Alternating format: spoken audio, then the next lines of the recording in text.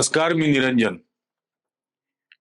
या तपोवनाच्या विषयाला जेव्हापासून मी पाठपुरावा करायला लागलो तेव्हापासून मला डिस्क्रेडिट करण्यासाठी निरंजन टकले हिंदूद्रोही आहे, निरंजन टकले अर्बन नक्षले वगैरे वगैरे असा सगळा प्रकार सुरू झाला.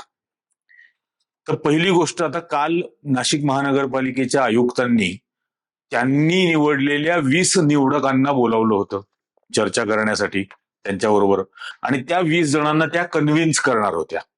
काय झालं त्या चर्चेचं? ती चर्चा निष्फळ ठरली अशा बातम्या सर्व वर्तमानपत्रांनी केल्या. त्या 20 जणांमध्ये तर मी नव्हतो. मग ते 20 जण कोण होते? अर्बन नक्षल होते की त्या गोष्टीला विरोध केला. आणि हिंदूद्रोहीचा काय संबंध येतो? झाडं तोडू नका एवढंच मी म्हणतोय. हिंदू धर्म असं म्हणतो का की नाही झाडं तोडा, झाडांची कत्तल केलीच पाहिजे, असं हिंदू धर्म सांगतो? मग तसं असेल तर मग वृक्षवल्ली आम्हा सोयरी वनचरी असं म्हणणारे संत तुकाराम महाराज सुद्धा हिंदूद्रोही झाले. त्यांनाही तुम्ही अर्बन नक्षल म्हणाल. कुंभमेळ्यातल्या अनेक प्रकारांबद्दल कवी कुसुमाग्रजांनी कविता केली होती नाशिकच्याच, मग त्यांनाही म्हणाल का? हा जो मूर्खपणा चाललेला आहे ना, एखाद्या व्यक्तीला डिस्क्रेडिट केल्याने तुम्ही जे करता आहे ते योग्य ठरणार नाहीये. धर्माच्या नावाखाली तुम्ही जर वृक्षतोड करत असाल तर धर्माचा सर्वात मोठा द्रोह हे माझ्याबद्दलच्या रील्स बनवणारेच करतायत. हिंदू धर्माची सर्वात मोठी फसवणूक, हिंदू धर्माचा सर्वात मोठा द्रोह हे झाडं तोडणारे करतायत.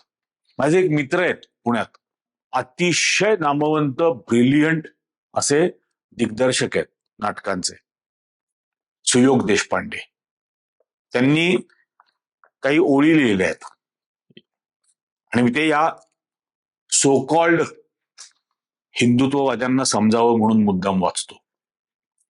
हजारो वर्षांपूर्वी जेव्हा राक्षसांनी पृथ्वीवर आक्रमण केलं तेव्हा त्यात इथं उभ्या असलेल्या झाडांनी पृथ्वीचा बचाव केला होता.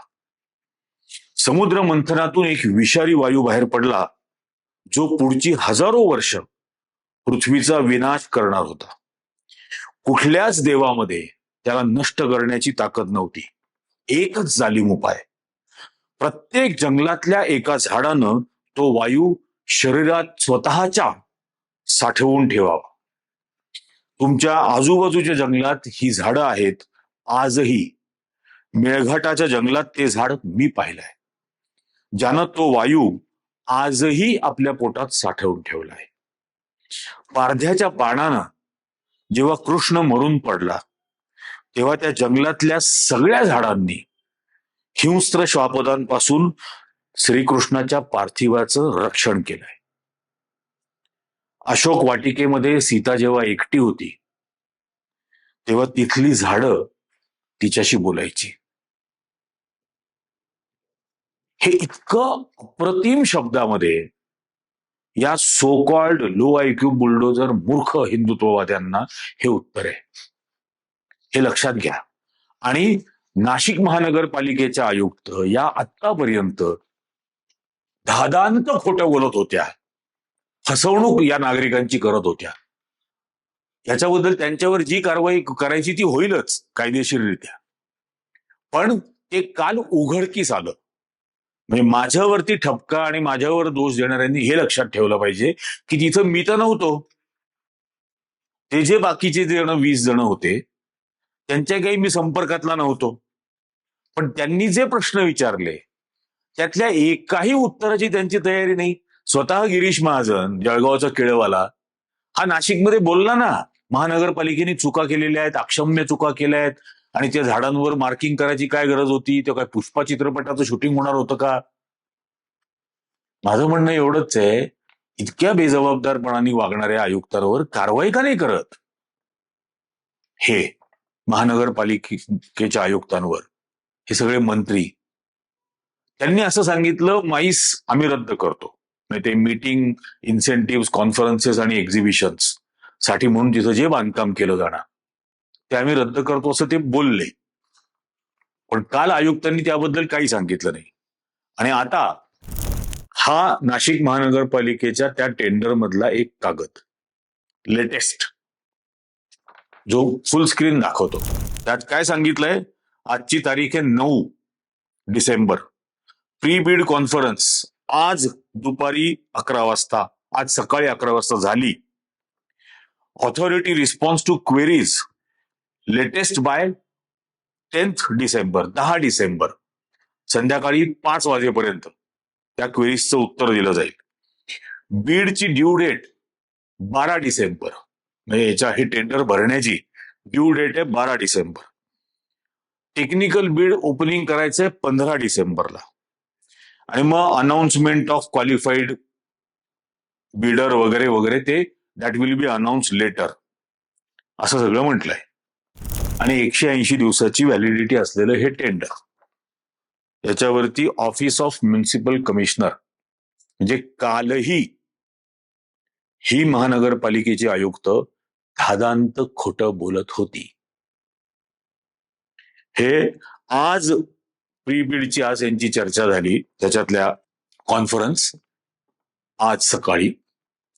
उद्या त्यांच्या ज्या काही शंका असतील टेंडर भरणाऱ्या ठेकेदारांच्या, आणि मी तर असं ऐकलं की कालच्या त्या चर्चेच्या वेळेला ठेकेदारांचे सुद्धा काही दलाल तिथं पोहोचले होते आणि त्यांनी तिथं बराच गोंधळ घालण्याचा प्रयत्न केला. पण त्याच्यानंतर बीडची ड्यू डेट वगैरे 12 डिसेंबर आहे. आणि महानगरपालिकेचा असं भ्रम आहे की हे असं सगळं ते एकतर्फी रेटून नेऊ शकतील. असं होणार नाही आणि असं होऊ दिलं जाणार नाही, हे यात सर्वात पहिल्यांदा लक्षात घ्यायला हवं. यात धर्माचा काहीही विषय येत नाही. मी वारंवार जे सांगतो की आजचं तपोवन हे दिवसाला 16 टन कार्बन डायऑक्साईड ऍब्सॉर्ब करतं, शोषून घेतं. आणि इथली झाडं तोडल्यानंतर हे 16 टन कार्बन डायऑक्साईड आज असलेलं उद्या हे वाढतच राहणार आहे. हे तुम्हाला आणि मला आपल्या श्वासांमधून घ्यावं लागेल शोषून, आणि त्याचा परिणाम थेट आपल्या आणि येणाऱ्या पिढीच्या आयुष्यावरती असेल, त्यांच्या जगण्या मरण्यावरती त्याचा परिणाम होईल. आणि म्हणून या नादानपणाला विरोध आहे, आणि तो राहीलच 100%. त्या मूर्खांना, हे जे 40 पैशाचे भिकारचोट लो आयक्यू बुलडोजर असतात ना, ट्रोलिंग करणारे, यांना मी कवडीची किंमत देत नाही, कवडीची किंमत देत नाही. आणि भीत तर बिलकुलच नाही. 1000 जण आले ना तरी समोर जाईल त्यांना, त्यामुळे अजिबात मला त्याची पर्वा नाही. पण हे या निमित्ताने हा जो अपप्रचार आणि लोकांचं भ्रम लोकांच्या मनात निर्माण करण्याचा जो प्रकार केला जातोय, त्याला उत्तर द्यायला हवं, म्हणून मुद्दाम हे सांगितलं की हे सगळं आहे. आणि हिंदू धर्मांमध्ये वृक्षाची परंपरा प्राचीन कालापासून आहे. प्रत्येक ऋषींनी, जेवढे पुराणामध्ये ऋषी आहेत, या सर्वांनी या वृक्षांच्याच खाली झाडाशी बसून तपश्चर्या केलेल्या आहेत. सगळ्यांनी. भारत म्हणजे 4 वेद असतील, 18 उपनिषद असतील, पुराणं असतील, यातल्या एकाही ठिकाणी, भगवद्गीता असेल, एकाही ठिकाणी झाड कापा असं म्हटलेलं नाही. हे रक्षण करा असंच म्हटलेलं आहे वारंवार. त्यामुळे याचं भान हा अपप्रचार करणाऱ्या मूर्खांनी ठेवावा, कारण हे जर कापलं गेलं तर तुमच्याच पोराबाळांचं आयुष्य कमी होणार आहे. असं होऊ नये अशी माझी इच्छा आहे. पण हा जर नादानपणा करत राहूत, धर्माच्या आड किंवा कुंभमेळ्याच्या आड जर ही वृक्षतोड केली, तर याचा परिणाम थेट तुमच्या आणि तुमच्या मुलाबाळांच्या जगण्या मरण्यावरती होणार आहे.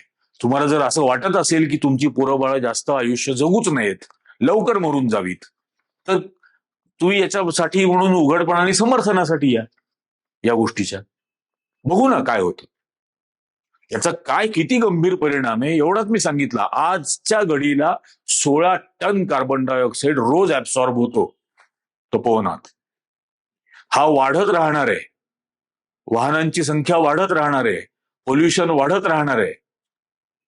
त्यामुळे याचे सर्व परिणाम तुम्हाला मला आपल्या श्वासांमधून भोगावे लागतील, हे लक्षात याच्यातून घेतलं पाहिजे. आणि नागरिकांची फसवणूक करणारं जर प्रशासन असेल आणि ते जर असं वारंवार सिद्ध होत असेल, तर त्याच्या विरोधात न्यायालयातच दाद मागावी लागेल.